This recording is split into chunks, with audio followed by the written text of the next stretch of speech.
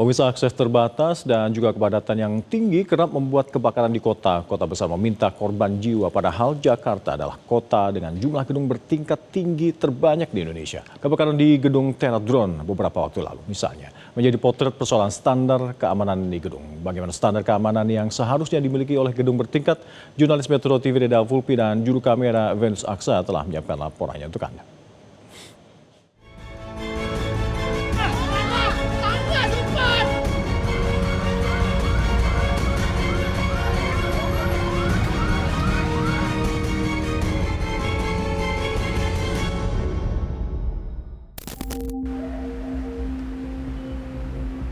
Jelang akhir tahun 2025, publik dikejutkan pemirsa dengan kebakaran sebuah gedung yang ada di wilayah Jakarta Pusat, Gedung Teradron.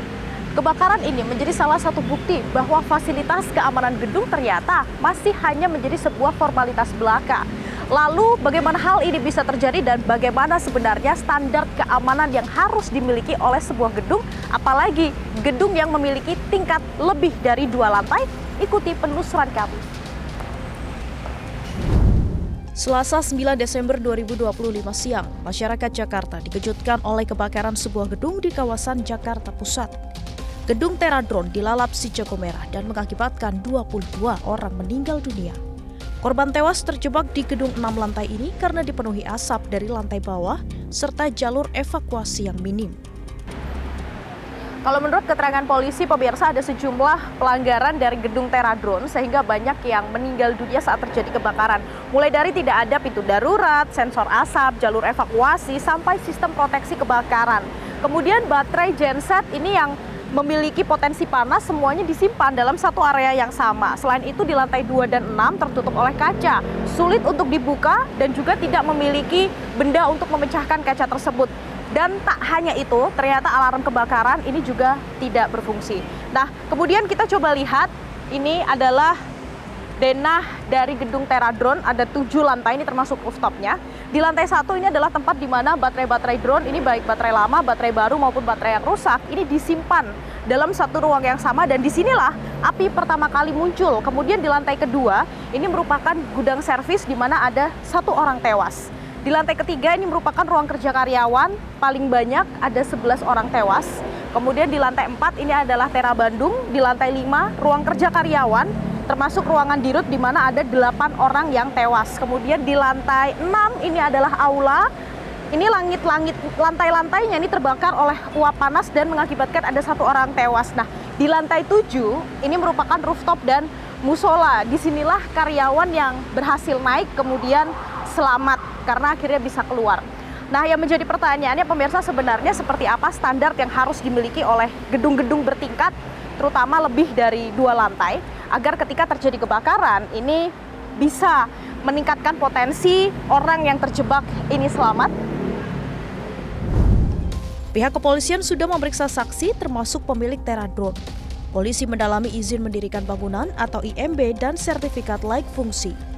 Kapolres Metro Jakarta Pusat Kombes Pol Susatyo Purnomo Condro menyebut ada unsur kesengajaan dalam kebakaran ini. Ada unsur kesengajaan, artinya bahwa sebagai direktur tahu persis tentang resiko daripada baterai LiPo ini mudah terbakar, namun tetap membiarkan kondisi tanpa SOP dan tanpa perlindungan.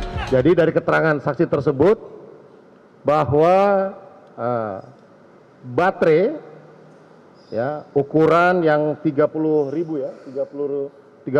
mAh itu dalam tumpukan ada sekitar 4 tumpukan jatuh, kemudian menurut keterangan saksi dari sejak jatuh itu kemudian timbul percikan api, di mana di tempat tersebut juga terdapat baterai-baterai lainnya.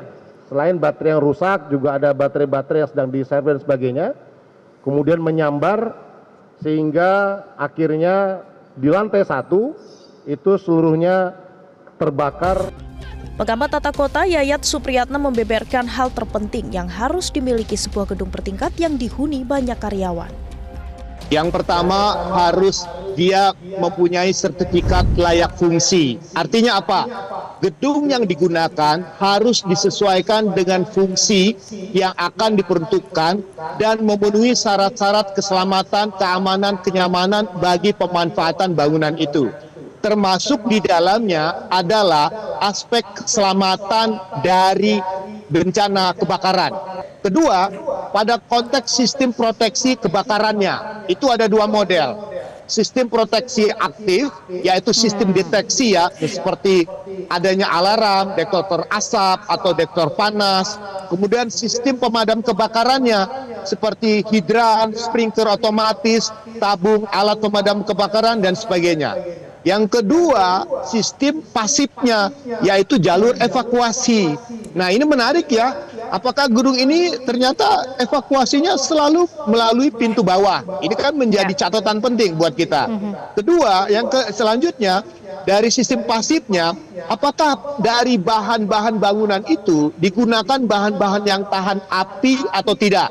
Khususnya pada material untuk strukturnya maupun partisinya. Nah, ini catatan penting khusus untuk Jakarta. Dinas Pemadam Kebakaran, Penanggulangan Kebakaran dan Penyelamatan Gulkarmat itu sudah melakukan identifikasi dan pemeriksaan terhadap 2.609 gedung bertingkat. Hasilnya 1.228 gedung bertingkat tinggi dari lebih dari 8 lantai itu sudah dicatat. Dan 1.381 gedung bertingkat yang di bawah 8 lantai. Tetapi yang paling penting adalah ada 694 gedung yang belum memenuhi syarat proteksi kebakaran. Jadi ini catatan penting ya, 694 gedung belum memenuhi proteksi sistem kebakaran. Terdiri dari 361 gedung tinggi lebih dari 8 lantai dan 333 gedung yang kurang dari 8 lantai. Nah, ini menjadi penting. Mengapa terjadi kelalaian? Nah, kita akan tanya, apa penyebabnya? Contoh satu, misalnya Pak Gubernur hari ini mengatakan bahwa gedung yang sekarang ini yang terbakar adalah bangunan gedung tumbuh.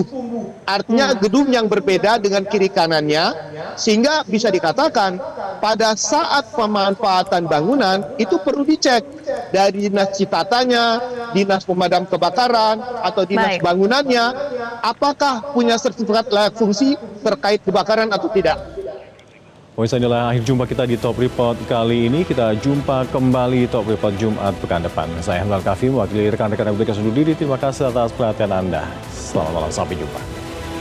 Jelajahi cara baru mendapatkan informasi. Download Metro TV Extend sekarang.